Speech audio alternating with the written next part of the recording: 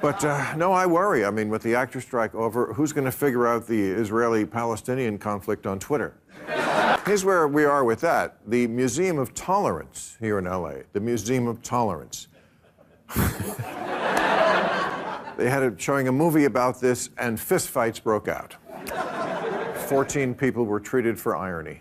And they were showing 43 minutes of the Hamas attack on October 7th in Israel, and without any editorialization, just the footage that they themselves, Hamas, took and wanted the world to see.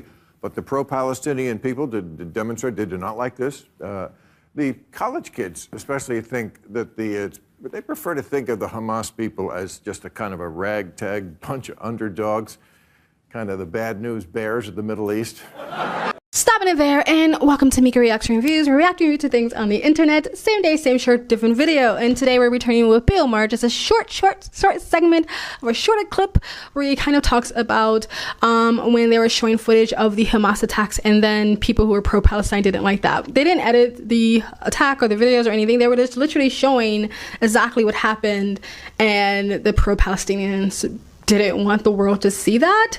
It's kind of like what I've been saying, where like a lot of pro-Palestinians go around ripping down missing photos of Israeli of citizens, and when they're asked why they're doing this, they say that it just leans too far into Israeli sympathizers. Like this sympathy for Israelis is kind of like propaganda, or this sympathy for Israel period is propaganda. So we don't want people to have any humanity or empathy for Israel or the people that were lost in Israel. We don't want people to care or shed a tear for the people who were kidnapped and taken away from their families. We don't want people to feel bad at all or have any empathy for what happened at the initial attack to Israel. We want to cover that up. We don't want people to really understand how gruesome and how brutal the attack was on Hamas side, because that just leans way into this sort of sympathizing for Israel propaganda, right? I don't understand that action. I would never do that. I think it's absolutely disgusting. I think it's appalling, and I think a lot of pro-Palestinians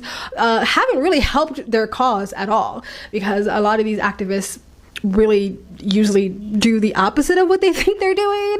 You know, like the Black Lives Matter activists kind of cause people to lose support for Black Lives Matter.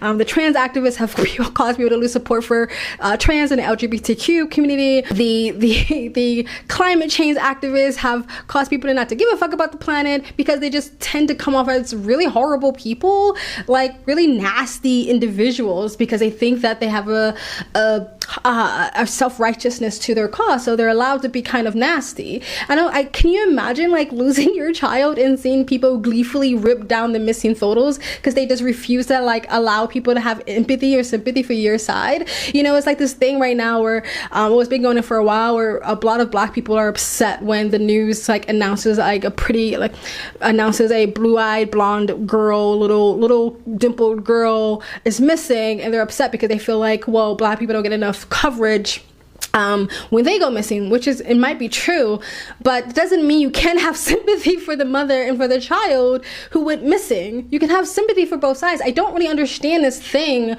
where people have a hard time having empathy and sympathy for both sides. It's like they have to pick one side because their heart is just too small to expand for either side. I kind of understand when people say that it seems like that the mainstream news media tends to only announce when there's been a tragedy if it's on the Israeli side, and they never really announce when there's been a tragedy on the Palestinian side.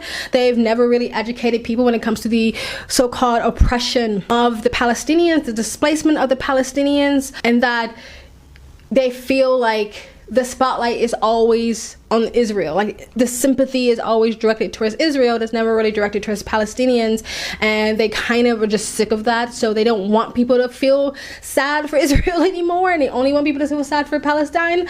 I don't really get it. I can feel empathy and sympathy for both sides. I don't really understand this one-sided empathy thing or the sympathy thing. I think if you can't do both, then you don't really have true sympathy. You just have an ideology and a tribe and a narrative. And usually the ripping down of missing posters and then filming it for TikTok is a virtue signal, and it's not you trying to be a good person or educate the public. Anywho, let me know what you guys think of that Maher segment in the comment section below. Please like, comment, and subscribe. Hit that bell to get the notifications when I do upload. All that really does help with the algorithm, guys. Please donate or visit my merch shop in case you're on the platform, and you guys have an amazing day. Bye!